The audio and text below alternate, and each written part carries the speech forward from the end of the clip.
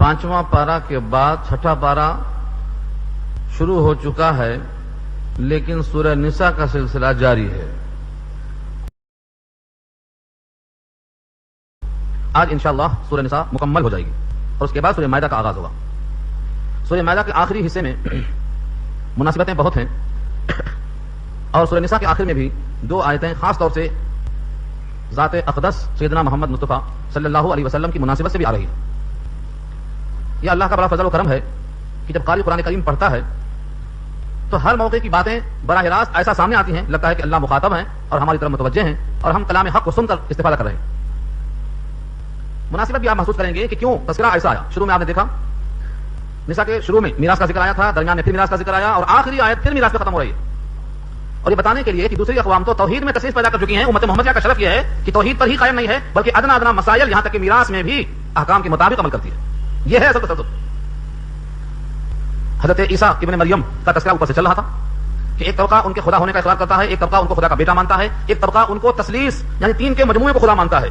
ईसा, मरियम, रूहुल कुदुस, इन तीन के मजमूए को इलाह तस्लीम करता है। एक वफ्द आया, वफ्द नजरान, नबी करीम सल्लल्लाहु अलैहि वसल्लम के पास और पूछा, सवाल किया कि आप तो किसी के मकाम को घटा देते हैं। फरमाया क्या बात है? कहा हजरत ईसा को अल्लाह का बेटा मानने के बजाय अल्लाह का बंदा कहते हैं आप। जब वो अल्लाह के कलिमा है, अल्लाह की रूह है, अल्लाह के बेटे हैं, तो उनको आप बंदा कहा कि उनका मकाम घटा देते हैं। आका ने उन तमाम बातों को महसूस किया और यही आयत पढ़ के सुनाना शुरू किया। जब ये आयत नाज़िल हुई, लुबाबुल नुक़ूल फी असबाब शान नुज़ूल, ये किताब है जिसमें तमाम आयतों का पस मंज़र नकल किया गया है। फरमाते हैं कि आयत आपने पढ़ना शुरू किया, लन यस्तनकिफ़ल मसीह व यकून अब्दन लिल्लाह। वफ़द नजरान वालों, तुमको आर महसूस होती है उनका बंदा कहने में, जबकि ईसा को आर महसूस नहीं होती। वो तो बंदा होने पर फख्र महसूस करते हैं। दुनिया में कोई निस्बत इससे ऊंची नहीं है कि कोई मखलूक अल्लाह का बंदा बन जाए। इससे बड़ा मकाम नहीं हो सकता। बंदा, जब किसी बंदे को, लफ्ज़ बंदा पे पहले तवज्जो करो और गौर करो कि है क्या चीज। बंदा फारसी लफ्ज़ है, इसका अरबी लफ्ज़ है अब्द, और अब्द के माने आते हैं गुलाम के, और इबादत के माने गुलामी, और आबिद गुलामी करने वाला, और माबूद जिसकी गुलामी की जाए।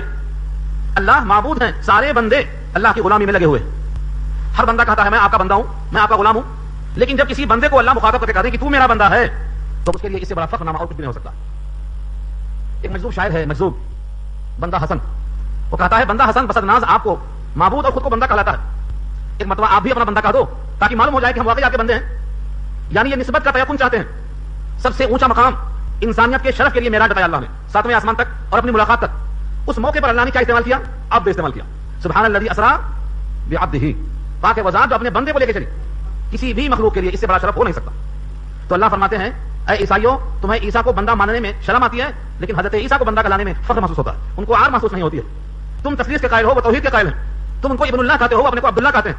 तुम उनको रसूलुल्लाह मानने के साथ साथ तस्लीस को तस्लीम कहते हो, लेकिन वो अपने लिए अब्दुल्लाह और अब्दुल रसूल ये लफ्ज कहने के बजाय अब्दुल्लाह व रसूलु कहलाते हैं। उनको अल्लाह का बंदा और अल्लाह का रसूल। इस आयत ने इसी उहदे को खोला है। लन यस्तनकिफ, इस्तिनकाफ, इस्तिनकाफ के माने आते हैं आर महसूस करना, अपने को कमतर महसूस करना, हतक महसूस करना, बेइज्जती महसूस करना। ये सब इस्तिनकाफ का तर्जुमा है। इसमें अल्लाह ने लफ्ज़ लन इस्तेमाल किया है। लन यस्तनकिफ, लन यस्तनकिफ, हरगिज हरगिज आर महसूस नहीं करते अल मसीह ईसा इब्न मरियम अन यकून अब्दन, ये कि हों वो बंदे लिल्लाह, अल्लाह के लिए।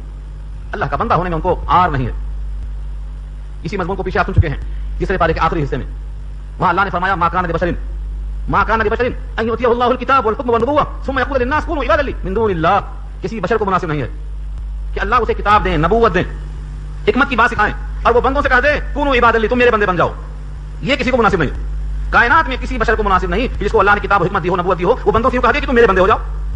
किसी बंदे को ये मुनासिब नहीं है। यहां तक हज़रत ईसा इब्न मरियम भी अपने को इब्नुल्लाह नहीं कहला सकते। ये क्यों कहा गया? ऊपर की आयत गुजर चुकी है कि लोग तस्लीस के कायल थे। आपने कहा वला तक़ूलू सलासा, सलासा मत कहो। और उसके पहले आ चुके हैं अल्फाज व कलिमतुहु अलक़ाहा इला मरियम व रूहुम मिन्हु, ये अल्लाह के कलिमा है, अल्लाह की रूह है, जिनको मरियम की तरफ अल्लाह ने डाला है। इससे लोगों ने शुबहा पैदा कर दिया कि वो अल्लाह के कलिमा है, अल्लाह की रूह है, तो वो अल्लाह के बेटे हैं। उनका कोई बाप नहीं, लिहाजा उनका बाप अल्लाह है। इस शुबहे को ज़ाहिर किया अल्लाह ने। कलिमा इस वास्ते कहा कि फरिश्ता खुदा के हुक्म से मरियम के गिरबान में फूंक मारता है। यह कलिमा है अल्लाह का, अल्लाह के कलिमा कुन। यूं समझो इंसान के दुनिया में वजूद में आने के लिए दो आमिल कार फरमा है।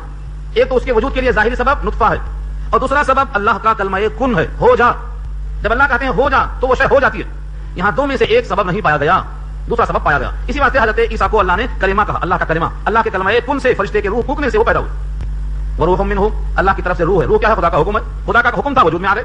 और फिर इससे ज्यादा अल्लाह ने वजाहत कर दिया सूरह आल इमरान में कि ईसा की मिसाल आदम की तरह है। जैसे आदम बगैर माँ बाप के पैदा हुए, ना कोई माँ ना कोई बाप, ایسے ہی حضرت عیسیٰ بغیر باپ کے پیدا ہوئے، جب وہ خدا کے بیٹے نہیں تو یہ خدا کے بیٹے کیسے ہوئے؟ ان تمام باتوں کو سامنے رکھ کر یہاں کہا جا رہا ہے کہ بندہ بننے میں کوئی عار نہیں ہے حضرت عیسیٰ ابن مریم کو. لن يستنكف المسيح ان يكون عبدا لله، نہیں ہے کوئی استنکاف، نہیں ہے کوئی عار. مسیح کو کوئی عار نہیں ان يكون عبدا کہ ہو جائے وہ بندہ للہ اللہ کے لیے. صرف عیسیٰ کو نہیں، فرشتوں کو بھی. وللملائکۃ المقربون، اور وہ فرشتے جو مقرب ہیں ان کو بھی بندہ کہلانے میں کوئی عار نہیں ہے. مقرب فرشتے کتنے ہیں؟ 4 فرشتے مقرب ہیں. جبرائیل، میکائیل، اسرافیل، اسرائیل علیہ السلام. یہ 4 فرشتے جو بڑے فرشتے ہیں یہ مقرب فرشتے کہلاتے ہیں. اور کچھ وہ فرشتے جو خدا کے عرش کو اٹھائے ہوئے ہیں، اس وقت بھی اللہ کے عرش کو اٹھائے ہوئے ہیں، ان کا نام ہے حاملان عرش، جس کا ذکر 24واں پارہ سورہ مومن میں انشاءاللہ آئے گا.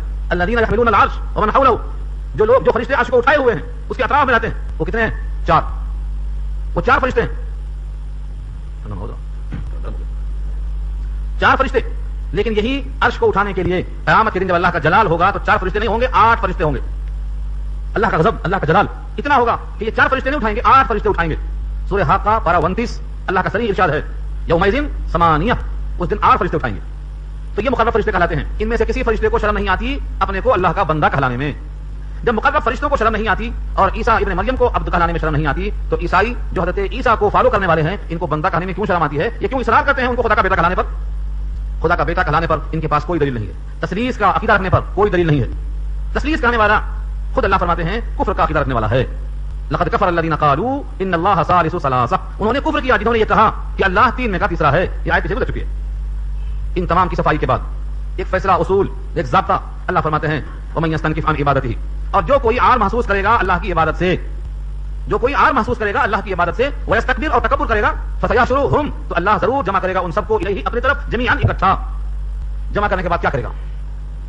یہاں تو اتنا ہی کہا، عار محسوس کرنے والے کو، تکبر کرنے والے کو جمع کرے گا.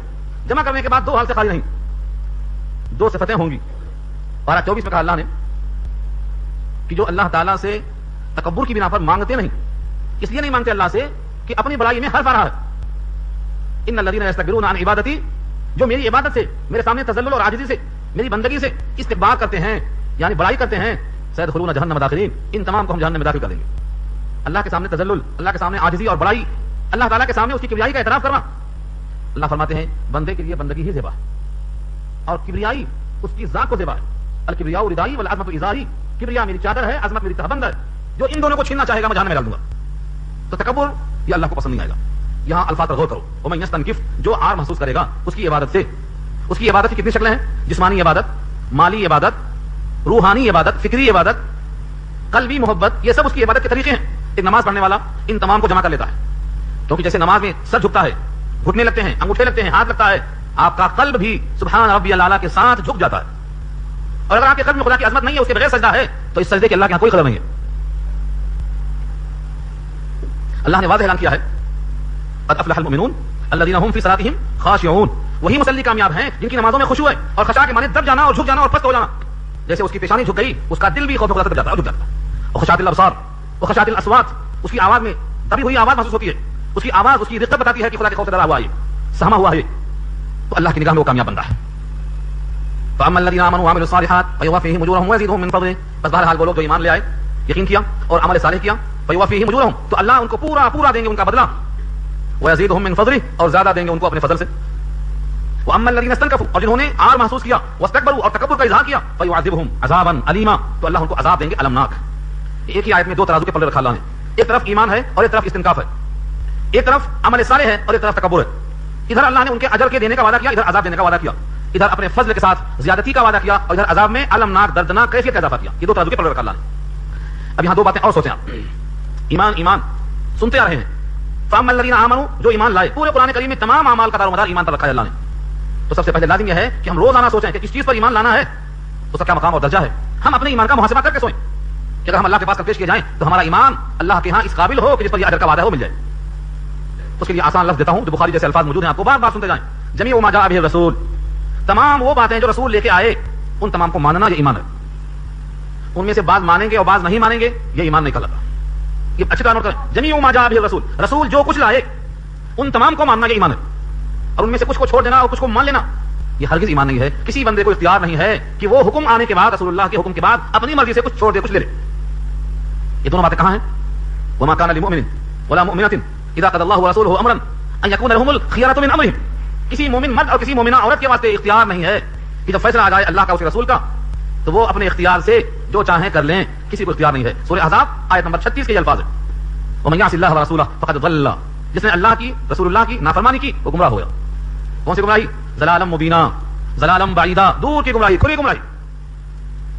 تو یہ جملہ یاد رہے کہ ایمان کی تعریف یہ ہے وہ تمام احکام جو اللہ کے نبی لائے ان کو پورا کا پورا ماننا۔ پھر ماننے کی دو شکلیں ہیں، ایک قلب سے یقین، زبان سے اعتراف، اور ہاتھ پیر سے عمل کر کے اس کا ثبوت۔ اگر زبان سے اقرار ہے، دل سے بھی اعتراف ہے، لیکن اعضاء اس کی مخالفت کرتے ہیں تو جس کا قلب اس کے زبان کا ترجمان نہ ہو اس کو نفاق کہا جاتا ہے۔ تو یہ بات یاد رکھیں، آگے دیکھو نتیجہ کیا ہے۔ جو ایمان لے آئے اور عمل صالح کیے، یہ عمل صالح کی شرط کیوں لگائے اللہ؟ صالح عمل، اچھا عمل، اس لیے شرط لگائے کہ زبان سے کہہ دینا کہ ہم مسلمان اور مومن ہیں بہت آسان ہے، لیکن اس ایمان کے ساتھ یہ عمل گواہی دیں گے کہ حقیقت میں مومن ہے کہ صرف زبانی جمع خرچ ہے، اس لیے لگائے شرط عمل صالح کی۔ جب آدمی کے اندر زندگی ہوتی ہے تو یہ کھاتا بھی ہے، پیتا بھی ہے، بولتا بھی ہے، چلتا بھی ہے، سانس لیتا اور چھوڑتا بھی ہے۔ اگر یہ کھاتا پیتا نہیں، سانس لیتا ہی نہیں تو علامت ہے اس کے مردہ ہو جانے کی۔